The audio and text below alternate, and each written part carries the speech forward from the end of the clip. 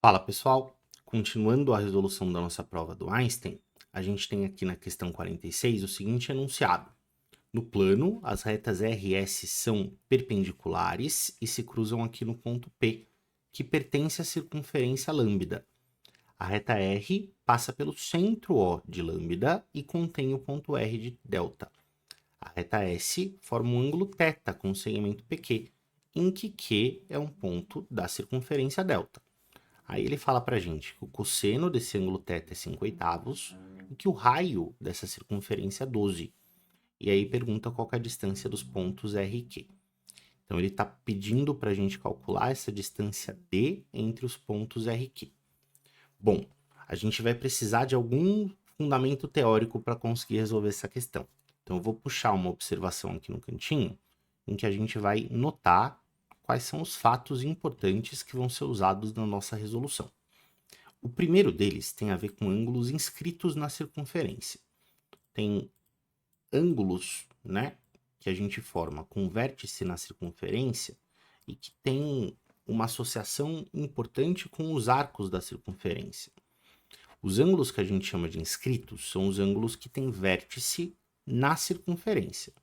E sempre que um ângulo tem vértice na circunferência, a gente consegue associar o tamanho dessa abertura com o tamanho do arco para onde esse ângulo está virado. Então, por exemplo, esse ângulo alfa aqui, ó, que tem vértice na circunferência, é um ângulo inscrito, ele está enxergando esse pedacinho aqui da circunferência. E o lance aqui, todo ângulo inscrito tem exatamente a metade do tamanho do arco para onde ele está virado.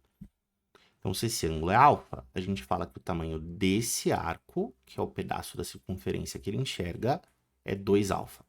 O ângulo inscrito é metade do arco, o arco é o dobro do ângulo, certo? Isso é particularmente importante quando a gente tem uma situação como a situação do exercício, né? Porque veja só, o RP é um diâmetro da circunferência, porque o O é o centro, certo? Se é um diâmetro, esse segmento divide a circunferência em dois arcos de 180 graus. Esse pedaço aqui de baixo da circunferência, do R até o P, tem exatamente 180 graus de abertura.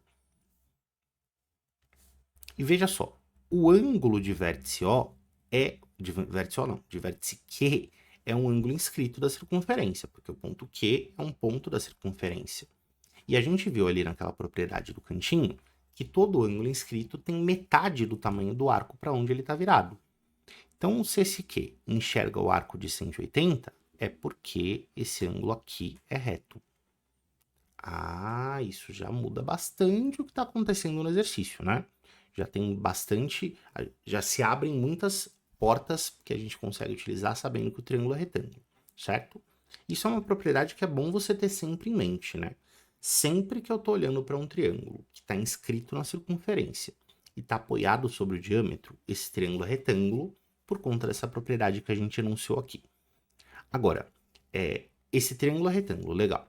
E esse ângulo aqui, ó, eu vou chamar de alfa.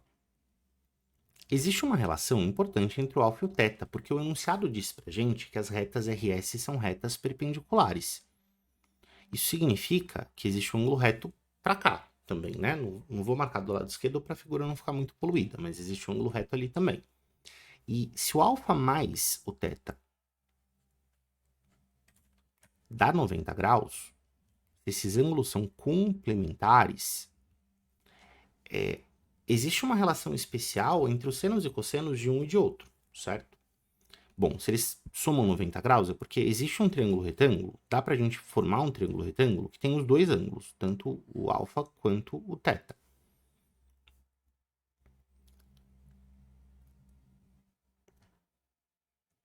Né? Os ângulos do triângulo retângulo somam 180, eu separo 90 graus para o ângulo reto, os outros dois ângulos agudos, eles são ângulos complementares, sempre.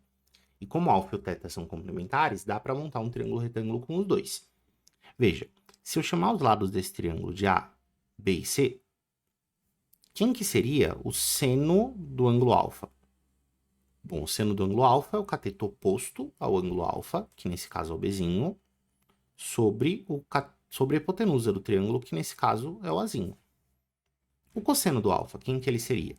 Bom, o cosseno de alfa seria o cateto adjacente ao alfa, que é o C, sobre a hipotenusa, que é o A.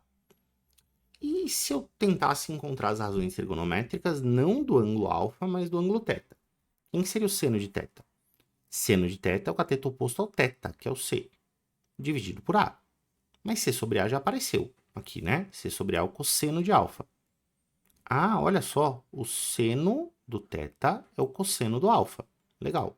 E o cosseno de θ, quem que é? É o cateto adjacente ao θ, que é o B, sobre a hipotenusa, que é o A. Ah, B sobre A, esse é o seno de alfa. É sim. Correta sua observação. Então, olha que doido. Quando dois ângulos são complementares, acontece que eles têm senos e cossenos trocados. O seno de um dos ângulos é o cosseno do outro. O cosseno de um dos ângulos é o seno do outro. Então, olha a jogadinha que o enunciado fez aqui pra gente. Ele deu o cosseno do θ, mas para que você percebesse que esse cosseno do θ é, na verdade, o seno do alfa. E o seno do alfa é exatamente o que eu preciso para responder o que o exercício quer. Porque o valor de D, que é o valor perguntado pelo exercício, é o cateto oposto ao ângulo alfa, certo? E a hipotenusa do triângulo eu sei quem que é, porque a hipotenusa é o diâmetro. E se o raio é 12, é porque o diâmetro é 24. Então, a partir do momento em que você percebeu que o cosseno que ele deu é o seno de alfa, agora é só você aplicar o seno de alfa. Seno de alfa é cateto oposto sobre a hipotenusa, que é 24, e segundo o enunciado, esse seno de alfa é 5/8. Então, se você passa o 24 multiplicando para lá, o D vai ser 24 vezes os 5/8. Dá para você cortar o 8 com 24, fica 3. E a gente conclui finalmente que o D é 15 centímetros. Exatamente como está indicado na alternativa A. Beleza, beleza? Espero que você tenha gostado da explicação. Até a próxima.